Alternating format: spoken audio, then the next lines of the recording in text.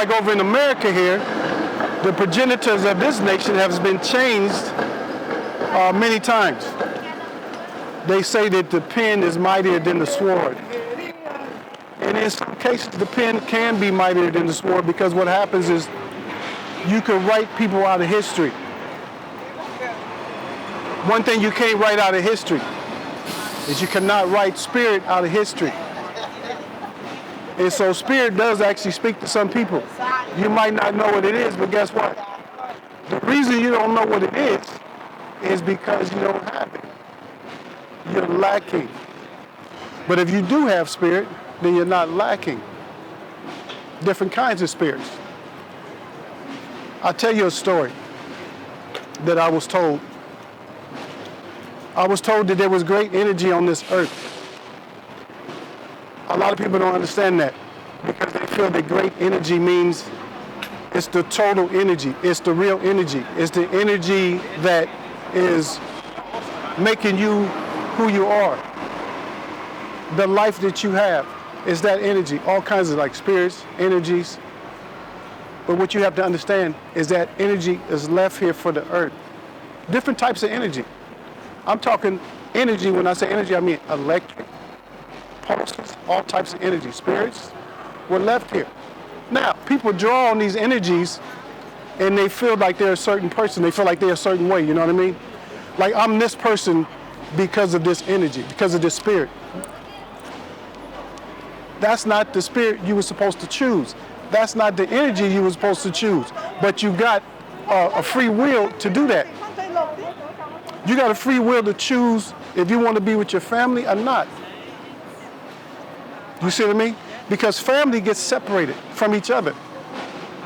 Whether it be at birth, whether it be at teen, whether it be at adult, you get separated from your family. Either you go back to your family and do your family's ways, or you go and do somebody else's ways. What happens is we lost our way because of the energy that's here.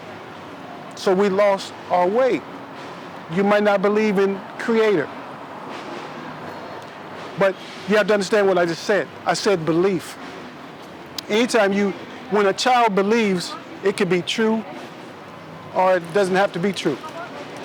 Because it's a belief. If you believe it, does it make it true? Not necessarily. What if you know it? Just like I was saying earlier, like the sun is out. I said there's light outside, the sun's out. Is the sun out? In our language that we use, yes, the sun is out. There's no argument. I don't have to believe that the sun is out. Does the Creator exist? Yes, He does. I don't have to believe that because I know for it to be true. Because what I'm letting you know right now is that I was told about the energy that is here. It didn't come from man. Man did not tell me about the energy that was already here. You understand? Yes, sir. So what's your religion? Do you have a religion? Or I don't have a religion. I'm under understanding. And that understanding is called she and I. That means I understand. That's spiritual speaking for understanding. That's understanding that when the Creator gives me something, my response to Him is she and I. That means I understand you. Because when He teaches you, He's going to make sure that you understand. You can go through a whole process here, like you go to school. You're going through a whole process. Do all the children in school understand what's being taught to them? No, they don't. That's why they have a system, a grading system. They got A, B, C. Sometimes they got pass, no pass, fail. When it comes to learning from the Creator, there's only a passing grade. That passing grade is labeled as she and I. That means it's understanding. When you understand what He's saying, understanding is just like that little pyramid. You see a pyramid everywhere, right?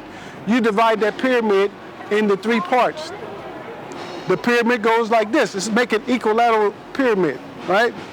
So you have a line that goes down the center this way.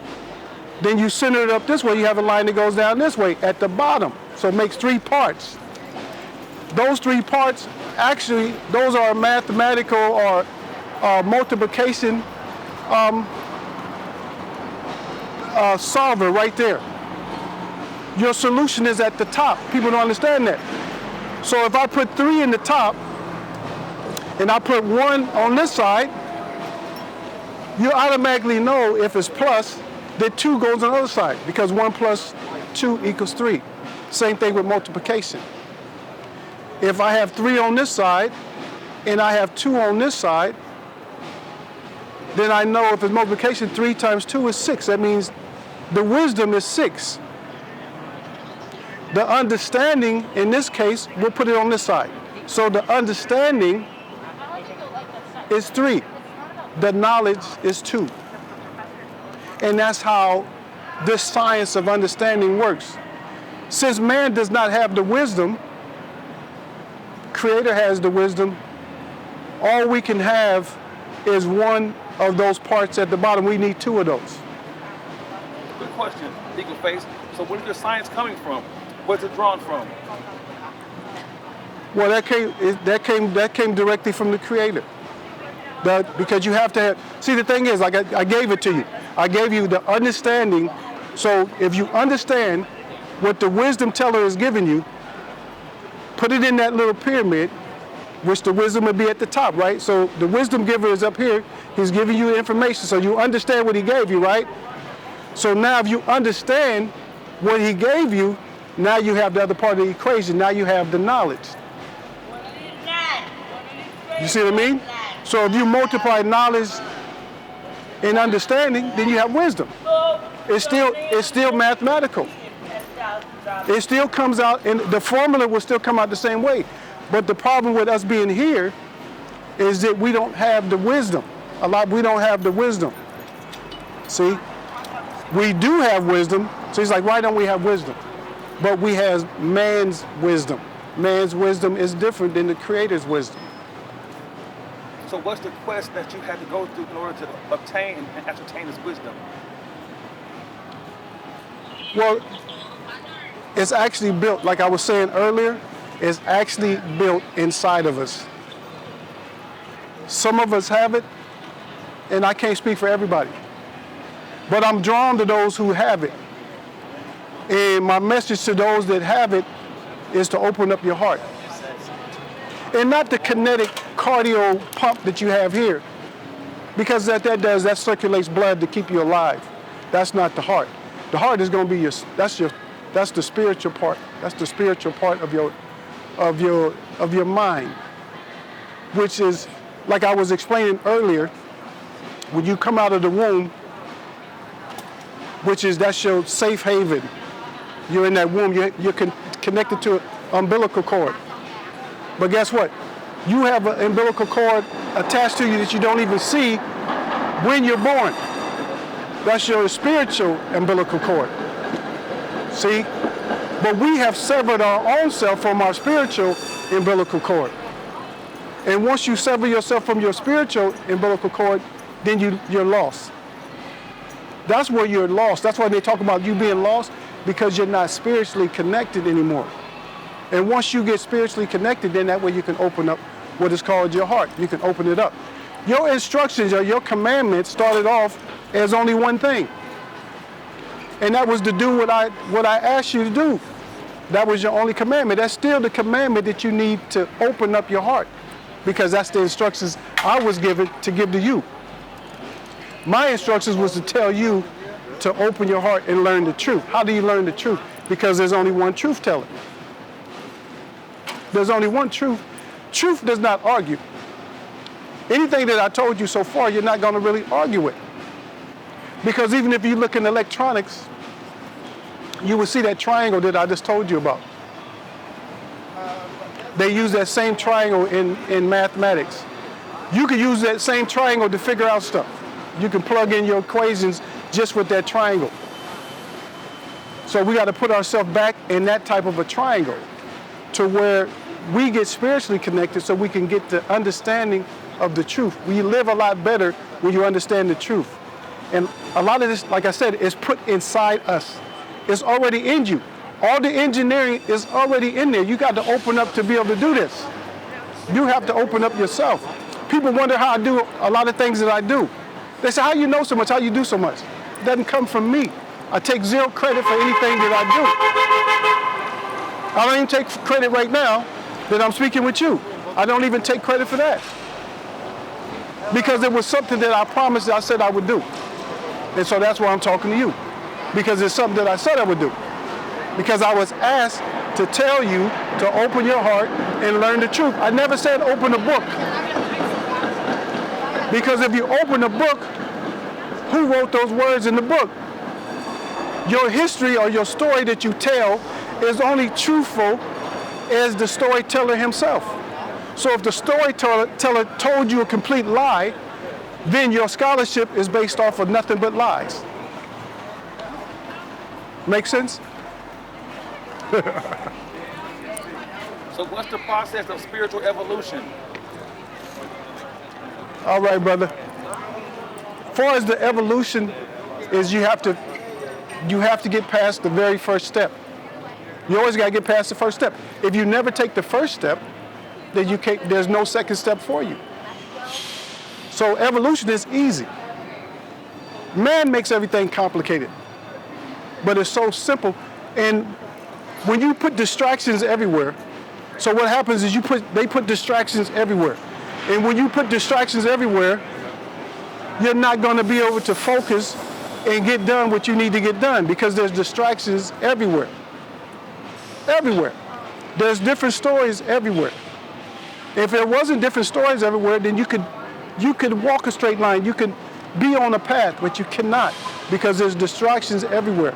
So what we have to do is we have to sweep away all the distractions and decide that, hey, it's my opportunity. I know the instructions are easy. I gave you the easiest instructions you can have. Open.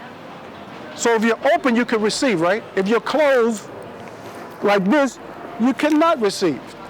But if you open like this, if you open up, you can receive. And that's the evolution comes when you open up, because then you'll be on one step. Then you'll be on the second step. Then you'll be on another step. And that's how that works. Right. So are your teachings for certain people? Everyone. Well, everybody has to be taught. So I would say everyone is to be taught, but is it for everyone? Not necessarily. Any education that you have is not necessarily, any education that you can name on this earth is not for everybody. Everybody can go to school and try to learn it, but it's just not for everybody. Why not? Because they don't have the material. They don't have the material inside. When I say material, I don't mean something that's like physical. Because you're in the physical realm. Everybody thinks physical. That's why a lot of people are, that's why we are where we are now, is because we're physical, we're not spiritual. Because the Creator is the center. Okay, so do you have a certain type of word for the Creator? Is it like something like Jehovah or Yahweh or Jesus? Who do you believe in? What's the higher power? Yahuwah. Kaya. Yahuwah. And one of my languages is Maeho. That's Natitsa. The Natitsa people will say Maeho, which is and a lot of Native people would say the Great Spirit. But he gave us a name, gave me a name. A lot of people say Yahshua and they say all kinds of things. But why would a name be so confusing? If you're confusing a name, that means you never knew the name. You shouldn't argue about a name. It's Yahweh. It's Yahuwah. Maybe your pronunciation is a little bit off, but just pronounce it the way it's supposed to be pronounced. It's Yahuwah. Or if you want to flip it and you say English, he is the I am. Even if you break down I am, if you break down I am, you got I am, which means to be. When you take anything to be, that brings it into existence.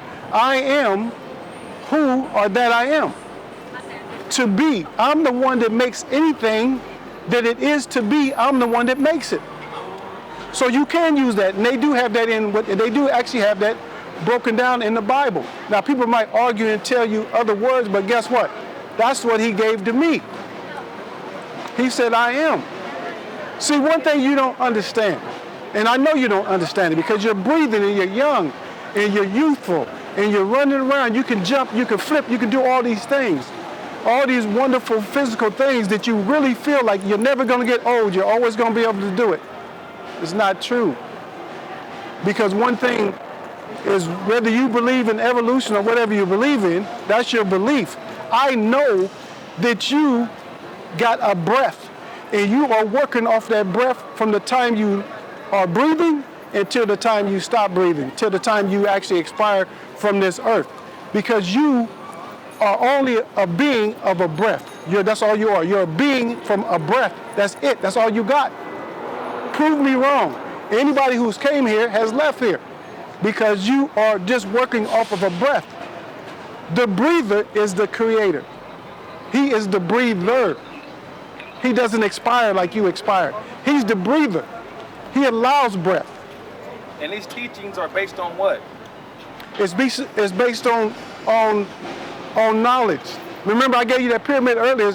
It's based on understanding the knowledge, and that's why I have the wisdom, because I understand the knowledge that he gave me. Because he doesn't let you pass on. If you can't get past the understanding, the lesson doesn't end until you get past that. Now, people can reject that. Nothing stops you from rejecting it, and nothing stops you from receiving it. You understand? That's what I used to talk like that all the time. I used to always ask people, I said, do you understand? I don't say see and I, because that's spiritual talk. That's for the spiritual ones. But I always say, do you understand? You understand what I mean? You understand? You understand? And then when they say yes, now I know they have the understanding of the knowledge, what I just gave them. So guess what? That means that puts them up on top.